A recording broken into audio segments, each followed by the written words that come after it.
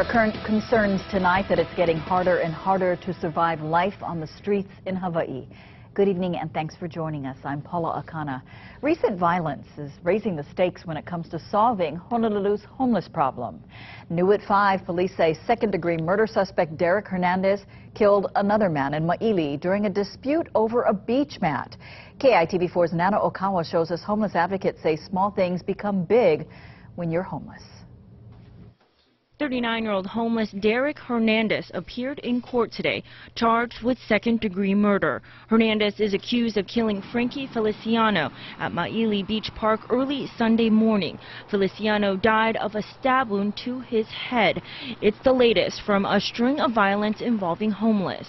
People obviously carry the weapons on them now because they are thinking that they could become victims, but then they end up becoming perpetrators as well sometimes.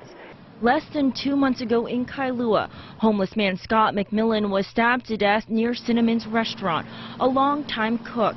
McMillan had recently become homeless while battling some personal issues.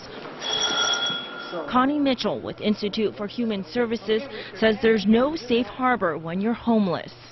When people have fights, if they're not homeless, you can always go home, to someplace and be protected by your place of residence. But when people don't have a place to go, it makes them very vulnerable. There were 2 homeless beating deaths in December. In Chinatown, police say 18-year-old RJ Marsolo flew into a drunken rage and killed 83-year-old homeless man Marmeto Eddie Simana.